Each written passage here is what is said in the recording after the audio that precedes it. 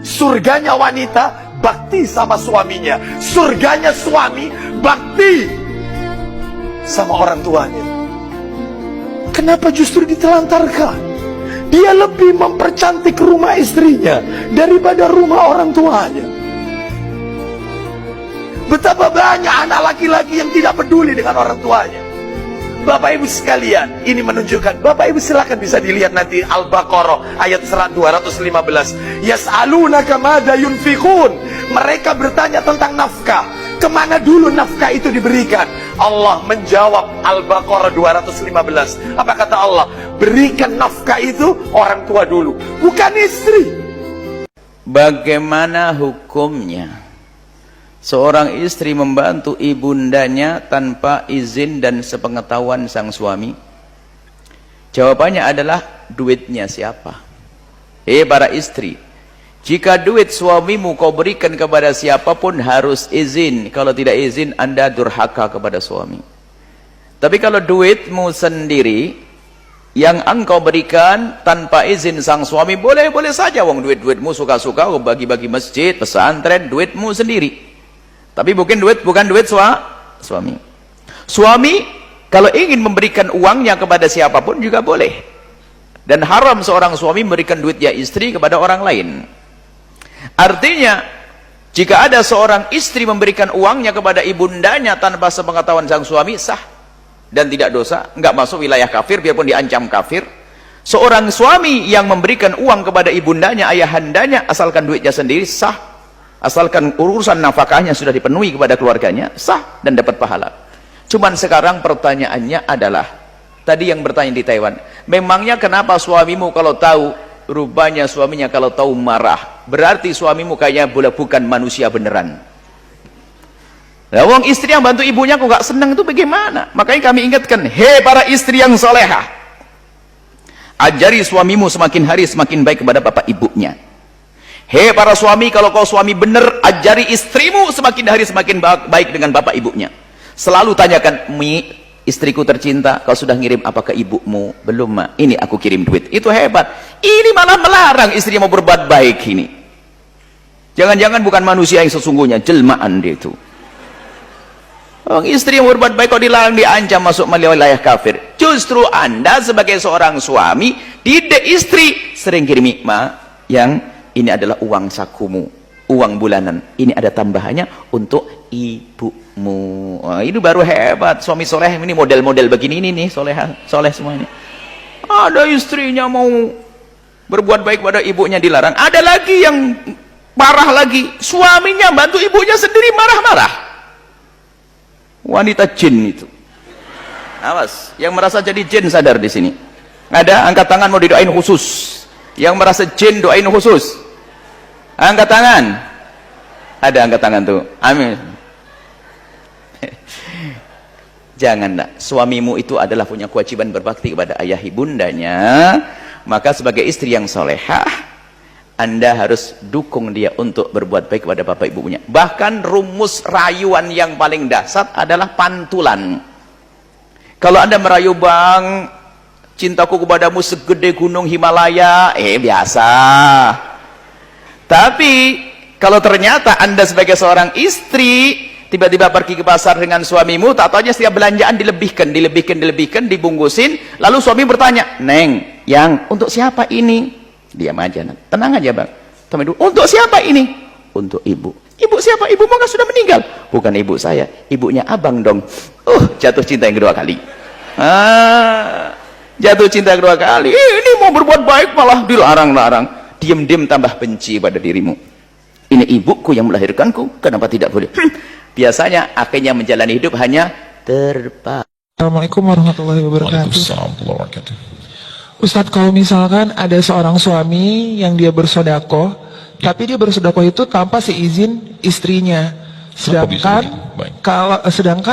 kebutuhan hidup di dalam rumah tangga itu masih belum tercukupi. Nah, itu gimana ya Ustadz hukumnya? Baik. Yang pertama,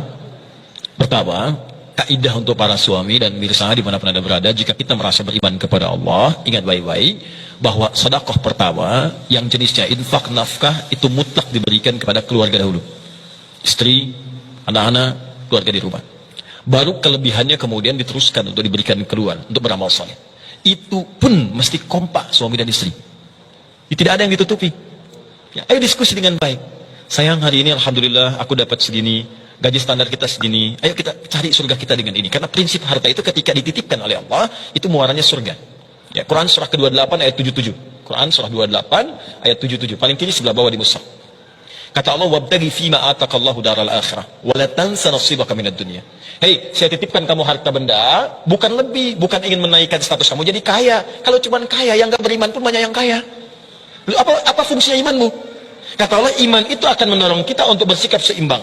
Wala tansa nasibaka minad dunya. Jangan lupakan urusan duniamu. Ayo silakan cukupkan untuk tempat tinggal, untuk kendaraan, untuk ibadah, untuk macam-macam. Tapi yang terpenting, kelebihan dari semua yang sudah terukur itu, gaji 30 juta, kebutuhan keluarga 20 juta. Kata Allah, yang 10 juta itu untuk mencari akhirat kamu. Orang lain itu bukan miskin, tapi saking kayanya fisiknya bisa ibadah. Dia rajin tahajud, dia rajin puasa. Orang bilang dia nggak punya, tapi Allah tahan rezekinya. Bukan tidak diberikan cukup untuk dia beribadah. Kamu jarang tahajud, orang lain tahajud kaki bengkak, kamu bangun mata bengkak. Ya, harta belum maksimal. Maaf, puasa jarang, maka Allah berikan kemudian kelebihan dari segi harta benda untuk menyusul surga yang lainnya. Maka diskusi di situ. Ya, kalau sudah diskusi, maka mendapatkan nilai-nilai kebaikan di dalamnya. Insya Allah. Baik, teman-teman sekalian, jadi kita simpulkan bahwa yang pertama, jadikan semua aktivitas Ramadan kita terencana, supaya amalan kita terukur, benar ditunaikan, dan bisa dinikmati dengan baik. Maka di antara rencana itu ada riwayat dalam hadis Al-Bukhari, keluarkan amalan-amalan yang pernah Nabi kerjakan. Cukupkan di situ sehingga kita tidak terlampau lelah untuk mengerjakan amalan lainnya. Amalan pertama, siapkan agenda untuk sedekah, untuk berbagi. Kalau ada uang, siapkan uang. Kalau ada makanan, siapkan makanan. Kalau tak ada makanan, tak ada uang, maka jenis sedekah yang kedua, berbagi dengan kemampuan fisik kita. Datang ke masjid, sambungkan ide-ide kita, bersihkan yang kotor, siapkan karpet masjid dengan baik, maka pahalanya bisa melimpah dari Allah Subhanahu wa taala. Barangkali itu yang kita bahas di kesempatan kali ini. Semoga Allah menerima amalan-amalan kita, memaafkan kesalahan kita, dan insyaallah menjadikan kita termasuk gemar merencanakan amal-amal kebaikan. Alhamdulillahirabbil alamin. Ini masalah berumah tangga ini, istri itu macam tulang rusuk yang bengkok. Kalau bapak paksa nanti dia patah.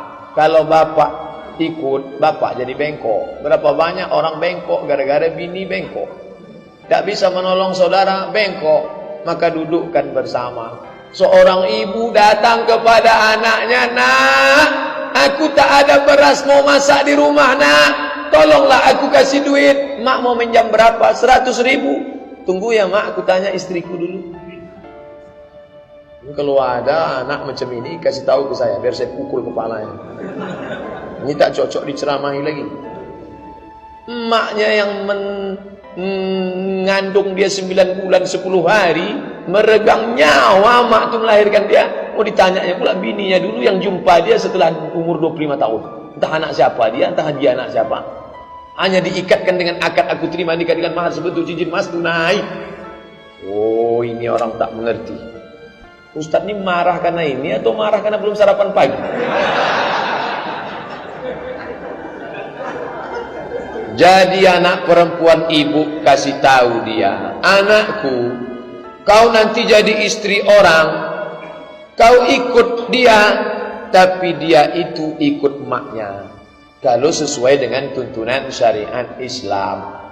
Anakku, kau punya 5 hak nak. Apa hakku mak? Suamimu wajib memberi kau 5, makan, pakai, tempat tinggal, perhatian, pendidikan. Makan, pakai, tempat tinggal, pendidikan, perhatian. Masalah dia mau membelanjai orang tuanya, hasil dari usaha dia, itu bakti dia nak. Tak usah kau urus-urus. Itu disampaikan ke anak perempuan kita. Anak laki-laki kita juga didudukkan. Kau jangan diam-diam, kau mesti bicara. Ada namanya akhlak. Ini tak bisa disampaikan pada nasihat pernikahan. Petantun, petatah, petiti, pantun, petatah, petintih dari jam 7 Ustaz Somad itu datang sampai jam 9. Akhirnya barulah masuk. Jumpa itu ini segala macam kata sambutan habis.